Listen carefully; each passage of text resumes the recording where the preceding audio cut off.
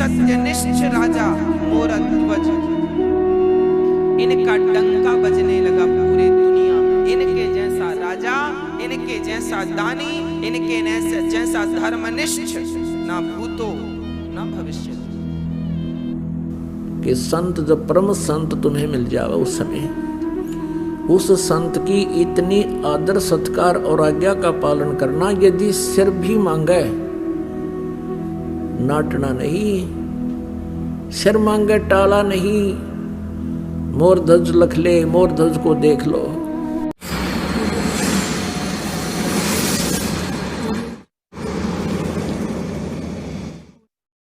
दोस्तों, आज हम बात करने वाले हैं कि आखिरकार मोरध्वज के बेटे ताम्रध्वज को किसने जीवित किया था। क्या श्री कृष्ण जी ने जीवित किया था या किसी अन्य ने।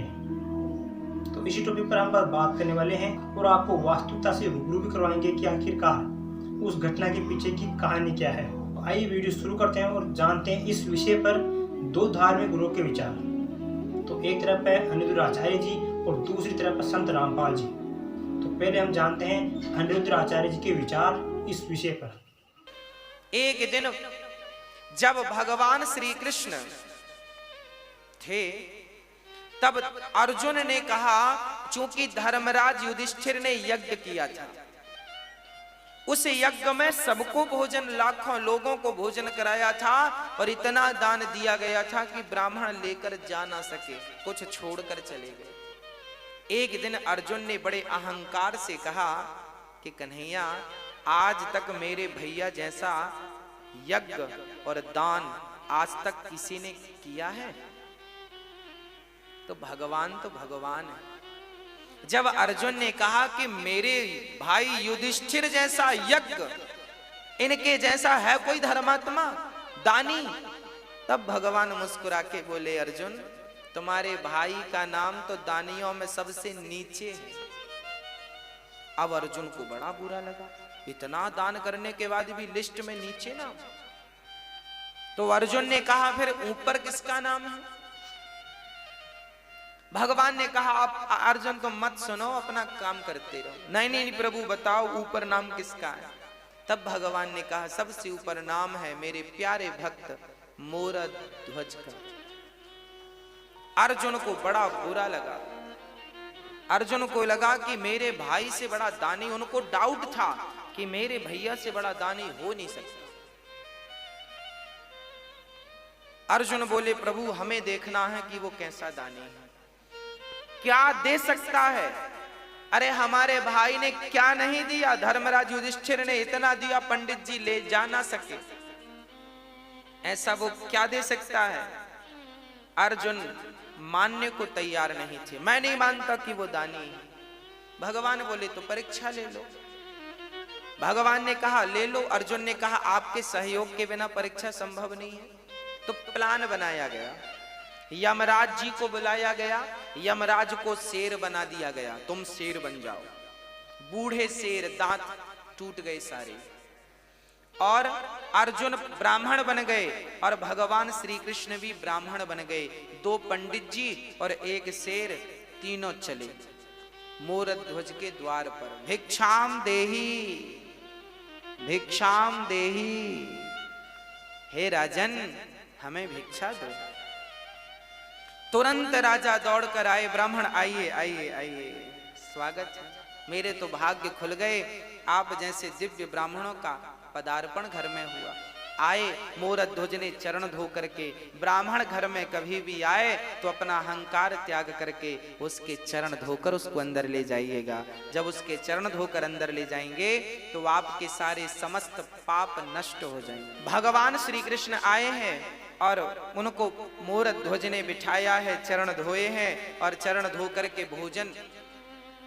ब्राह्मणों ने कहा, राजन हम भोजन बाद में करेंगे, पहले हमारा शेर बाहर खड़ा है, उसे आप कुछ भोजन की व्यवस्था कीजिए। हाँ, मोर ध्वज बोले, बताइए शेर क्या खाएगा। उसके लिए हमारे पास बढ़िया, जो कहें वो हलवा बनवाएं, जो कहें वो रोटियां बनवाएं, मालपुआ खवाएं। क्या खाता है आपका शेर। ब्राह्मण कहते हैं, राजन हमारा शेर तो देखो सभी शेरों की तरह वो मांसाहार करता है, मांस खाता है। अच्छा, मोर ध्वज बोले, कोई बात नहीं, हम मांस की व्यवस्था कर रहे हैं। अच्छा कहां से मांस लाओगे? बकरे को मारोगे? ना ना ना। गाय को मारोगे? ना, राम राम राम राम राम। फिर मुर्गी को मारोगे? ना ना ना ना। फिर किसी प्रजा को मारोगे? ना ना, प्रजा तो भगवान है, उसे क्यों मारेंगे? मोरध्वज से भगवान ने कहा फिर तुम कहां से मांस लाओगे? मोरध्वज बोले हमारे पास भी तो मांस है, हम अपना काट के देंगे आपके सिर को, अपनी जांघ का मांस दे देंगे, हमारा पेट बड़ा है, पेट का मांस दे देंगे, आपके सिर का पेट भर जाएगा। देखो एक राजा, वो राजा क्या उसके राज्य में बकरा बकरी नहीं थे? कह देता बकरे को ले लो, बकरा देता हूं मैं। ना, जीव हत्या पाप है, अहिंसा ही परमो धर्म। हम किसी की हत्या नहीं करेंगे, अपना मांस काट के देंगे। शिवी ने भी अपना मांस काट के एक कबूतर के लिए दिया था। मोरध्वज बोले अपना, ब्राह्मण बोले सुनो आपका मांस हमारा सिर खाएगा ही नहीं। क्यों? बोले आप बूढ़े हैं ना, आपका मांस कठोर हो गया है, पर हमारा शेर जो है उसके दांत गिर गए हैं, बुढ़ा हो गया है, कोमल कोमल मांस खाता है। फिर किसका मांस? ब्राह्मणों ने कहा पहले संकल्प लो, दान लेने के पहले संकल्प ले लिया, जो मांगेंगे दोगे। मोरध्वज ने कहा दिया। तो सुनो, आपका बेटा है? हाँ हाँ है, ताम्रध्वज, मोरध्वज का बेटा ताम्रध्वज। अभी उसकी उम्र थी लगभग 5-6 वर्ष की, और अभी 5-6 वर्ष पहले ही हुआ है, अभी बुढ़ापे में बेटा हुआ था, कोई संतान थी नहीं मोरध्वज की, बुढ़ापे में पुत्र का सुख मिला है। ब्राह्मणों ने कहा कि आपका बेटा है, हमें अपने शेर के लिए आपके पुत्र का मांस चाहिए। बच्चे का मांस बड़ा कोमल होता है, वो बड़ी आसानी से खा लेगा।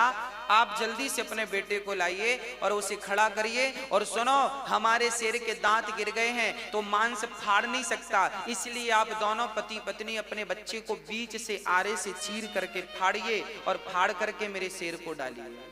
अब तो राजा दंग रह गए।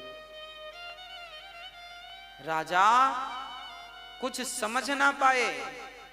एक पिता एक माँ अपने बेटे को आरे, चलो बेटे का दान तो बहुत लोगों ने किया है, पर बेटे को आरे से चीरना, और उस बेटे को जो एक ही बेटा हो, बड़ा लाड़ प्यार का बेटा हो।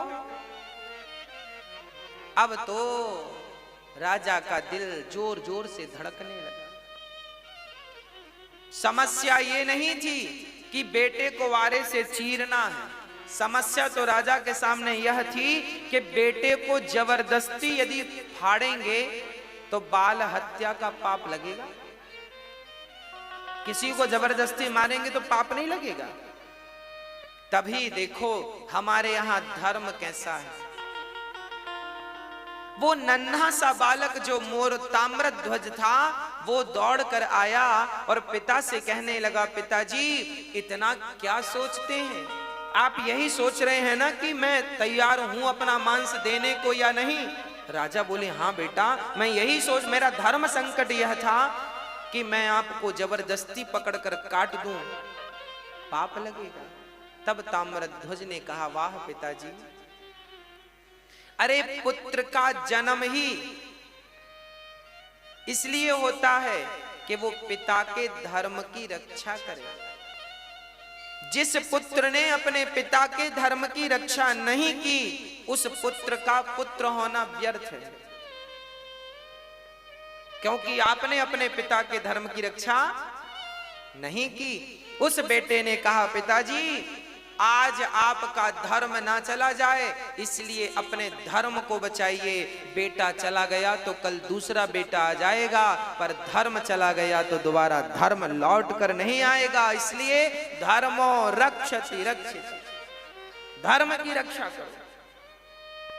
ताम्रध्वज खड़ा हुआ, राजा ने आरा लकड़ी चीरने का आरा पकड़ा, पर रानी मां उसे तैयार करना बड़ा कठिन है। जब राजा ने कहा कि हमने ब्राह्मणों को वचन दिया है कि अपने पुत्र का मांस शेर को खिलाएंगे, पत्नी से कहा, क्या तुम इस धर्म में मेरा सपोर्ट करोगी?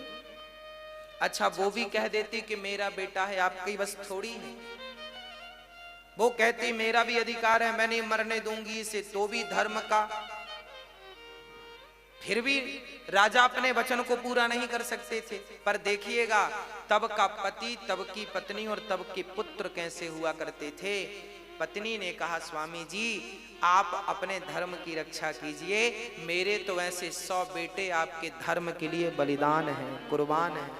आपके धर्म के लिए यदि मैं मेरे पुत्र का, मेरे ममत्व का बलिदान देना पड़े तो मैं अपने ममत्व का बलिदान दे दूंगी। खड़ा कर दिया बेटे को, बेटे की मर्जी से, और आरा रखा गया।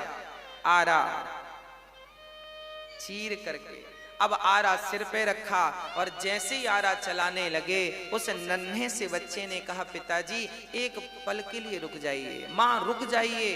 अंदर से गया और रुई लेकर के, रुई कान में लगा दी माँ के, पिता के कान में। माँ ने कहा, बेटा ये कान में तुमने रुई क्यों लगा दी? पिता ने कहा, बेटा ये मेरे कान में रुई क्यों लगाई? तब उस नन्हे से ताम्रध्वज ने कहा, पिताजी, माँ जी जब आप आरा चलाओगी ना तो हो सकता है मैं दर्द के मारे चीखूं, हो सकता है मैं चिल्लाऊं, पर माँ मैं कितना भी चीखूं, मैं कितना भी चिल्लाऊं, मैं चाहता हूं कि मेरी चीख आपके कान तक ना जाए, इसलिए मैंने रुई लगा दी। क्योंकि कान तक मेरी चीख चली गई तो आप आरा चलाना रोक दोगे, और आरा चलाना रुक गया तो आपका धर्म ही संकट में पड़ जाएगा, और मैं नहीं चाहता कि मेरी कोई चीख आपके धर्म पर कोई बाधा बने। रुकना नहीं चाहिए आरा। बस खड़े हो गए ताम्रध्वज, आप कानों में रुई लगाई, और वो माता पिता अपने धर्म की रक्षा के लिए अपने पुत्र को ही बीच से चीर दिया। देखते देखते खून की पिचकारियां निकलने लगीं, कभी वो माँ के मुंह को भिगाए तो कभी पिता के मुंह को भिगाए, और वो पिचकारियां निकलती जा रही हैं और आरा चलता जा रहा है। ये भारत की सत्य घटनाएं हैं, ऐसा हुआ है, ऐसा भारत था हमारा। दर्शन करो इस भारत का, ऐसा भारत कि धर्म के लिए पुत्र तैयार हो गया, और धर्म के लिए माँ बाप ने बच्चे को आरे से, चूंकि वचन दे दिया था कि मैं आपको, आपके शेर को मांस दूंगा, 2 भागों में काट दिया। अब रानी रोने लगी, अब बच्चे को जब देखा तो रोने लगी। ब्राह्मणों ने कहा, खबरदार, यदि आप रोए तो हमारा शेर मांस खाएगा नहीं, चला जाएगा भूखा, आपको रोना नहीं है। अब देखो, माँ ने बेटे को आरे से चीरा है, बेटा मर गया है, पर शर्त यह है कि इसके मरने पर रोना नहीं। अरे रोकर ही अपना दुख कम कर लेती वो माँ, पर रोने में भी पाबंदी लगा दी। ब्राह्मणों ने कहा, इसका दायां भाग उठाकर मेरे शेर को डाल दो और बायां भाग ले जाकर फेंक दो। तब उस माँ की आंखों से एक आंख से आंसू निकल गए। ब्राह्मणों ने कहा, माँ रोई क्यों? तब कहा उस माँ ने, मेरे पुत्र का एक अंग तो आपके काम आ सका, पर दूसरा अंग आपके काम ना आ सका, इसलिए आंखों से आंसू निकल आए। शेर ने उस मांस को खा लिया, और अब ब्राह्मण बड़े प्रसन्न हुए। ब्राह्मणों ने कहा, राजन, अब हमें भी भूख लग रही है, अब हमें भोजन परोसो। राजा रानी ने थाल लगाई और ब्राह्मणों को परोसा, और ब्राह्मण जैसे ही रोटी तोड़कर अपने मुंह तक ले गए, वापस रख दिया। ब्राह्मणों ने कहा, राजन, हम आपके घर भोजन नहीं करेंगे। क्यों नहीं करेंगे? क्योंकि आप हत्यारे हैं। कौन सी हत्या? आपने अभी अभी अपने बच्चे को मारा, और हत्यारों के घर हम भोजन नहीं करते। ये कहकर ब्राह्मण जाने लगे, तब मोर ध्वज चरणों में गिर पड़ा, महाराज, मेरे घर से अतिथि भूखा चला जाएगा तो मेरे जीवन भर की भक्ति, जीवन भर का पुण्य आज बेकार हो जाएगा। ब्राह्मण देवता, मेरे घर से आप भूखे ना जाइए, आप भूखे ना जाइए। ब्राह्मणों ने कहा आप हत्यारे हो। अरे मोरध्वज ने कहा मैंने हत्या नहीं की, आपने ही तो कहा था हमने कुछ नहीं, हम नहीं जानते। हमने कहा जरूर था, पर आपने तो हत्या की है, तो हत्या का तो पाप लगेगा, और तुम जैसे बाल हत्यारे को घर हम भोजन करेंगे, ये कहकर जाने लगे। तब मोरध्वज ने विचार किया बात तो सही है, मैंने अपने धर्म की रक्षा के लिए अपने माथे पर पुत्र की मृत्यु का कलंक ले लिया। लोग क्या कहेंगे, कैसा राजा है, अपने धर्म के लिए अपने पुत्र को मार डाला।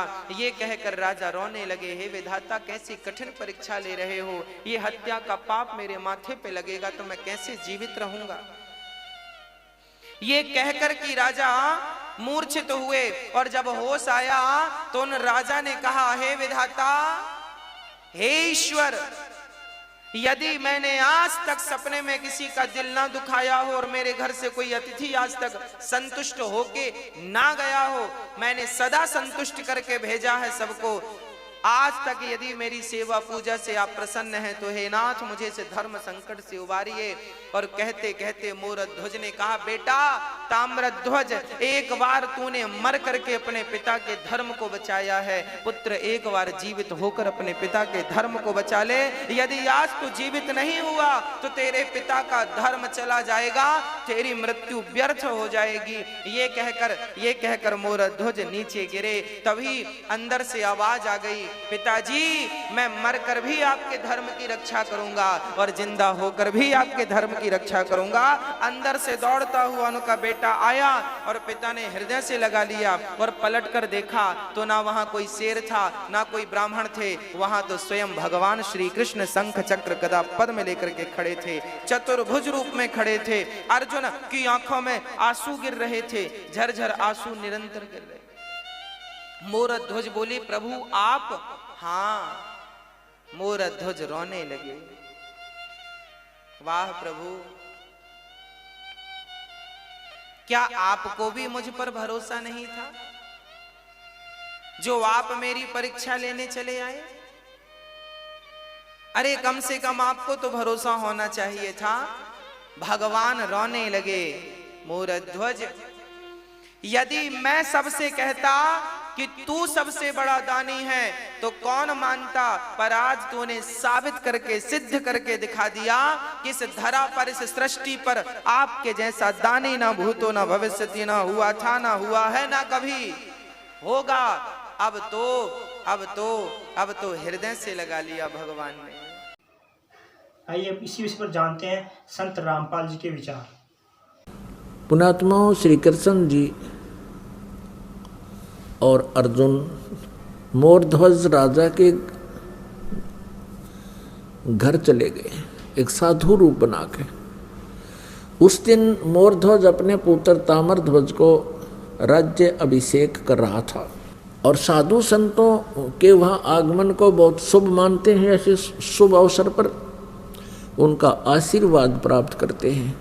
उनका आशीर्वाद प्राप्त करने के लिए उनकी प्रत्येक आज्ञा का पालन करते हैं, उनकी सेवा शुश्रूषा करते हैं, जिससे वो प्रसन्न हो जाए। उनको प्रसन्न करने की हर संभव कोशिश की जाती।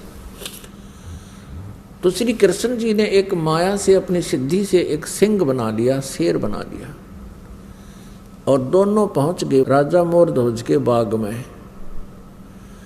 जब राजा को पता चला कि साधु संत आए हैं, उनको संदेशा भिजवाया कि आओ महाराज भोजन पाओ। लेकिन श्री कृष्ण जी ने कहा कि राजा स्वयं हमें आमंत्रित करने आएगा तो हम प्रवेश करेंगे उसके घर पर। राजा को पता चला, मोरध्वज तुरंत चल पड़ा नंगे पैरों और भगवान से अर्ज की, घर पे ले आए। घर पे विराजमान हो जाने के उपरांत आसन दिए और कहा भगवान भोजन पाओ। श्री कृष्ण जी जो साधु रूप में थे, पहचान नहीं पाए थे मोरध्वज, उनको संत मान रहे थे कि जो आज्ञा महात्मा। तो श्री कृष्ण जी ने कहा कि मोरध्वज पहले हमारे सिंह को भोजन खिलाओ, शेर को। जो आज्ञा महाराज, मोरध्वज ने कहा। श्री कृष्ण जी साधु रूप में श्री कृष्ण जी ने कहा कि बात सुनो, ये शेर जो है, ये सिंह किसी पशु पक्षी का मांस आहार नहीं करता, ये नरभक्षी है, ये मनुष्य खाता है, मनुष्य का मांस चाहिए। कि जो आज्ञा महाराज, मोरध्वज ने कहा। फिर श्री कृष्ण जी ने कहा कि कहीं कोई पल्लेदार को पकड़ जावे, उसका मांस नहीं खाएगा, ये मांस खाएगा तुम्हारे एक परिवार के सदस्य का। तब मोरध्वज ने कहा जो आज्ञा महाराज, कि जाओ फिर करो तैयार।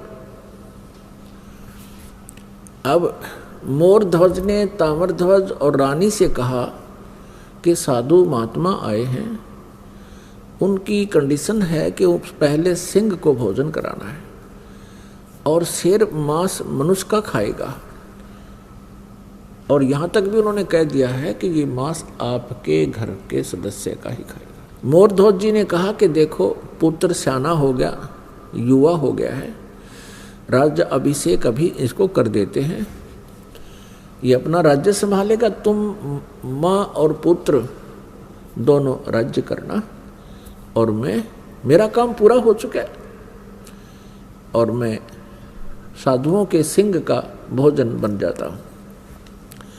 तब रानी ने कहा देखो मैं पतिव्रता स्त्री हूँ, और पतिव्रता स्त्री से पहले उसका पति यदि मृत्यु को प्राप्त हो जाता है तो उसका जीवन नरक होता है, मैं नहीं जी सकती। और मेरा काम क्या था? मेरा काम था आपका वंश चलाना, आपका वंश चल गया, अब मेरा क्या काम रह गया?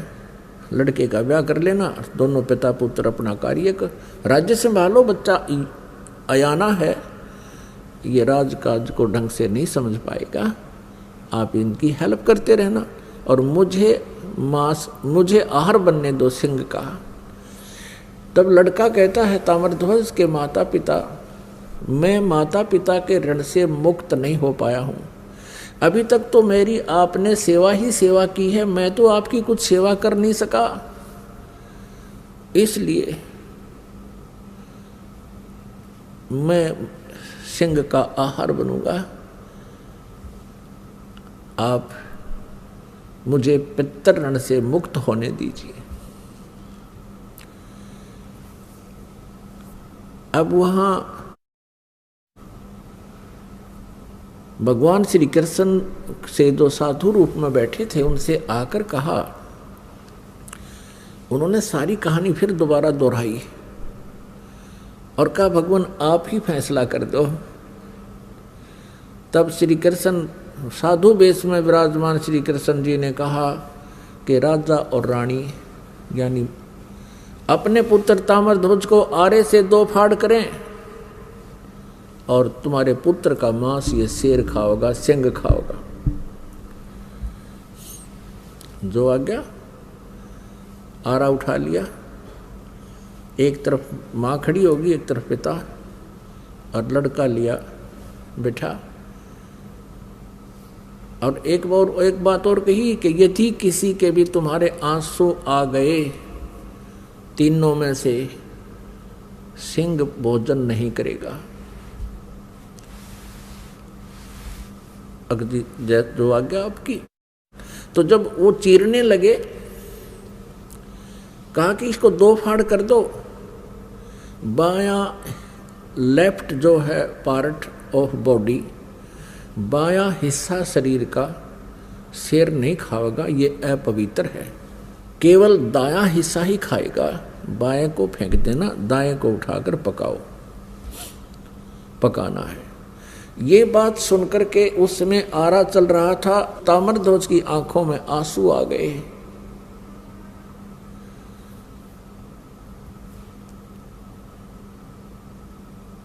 तो श्री कृष्ण जी साधु वेश में थे, उठकर चल पड़े कि तुम तो रो पड़े भाई, तुम्हारा सही प्यार नहीं प्रभु में, तुम्हारा कच्चा प्रेम है, ये मांस नहीं खाएगा। तब तक ताम्रध्वज मर चुका था।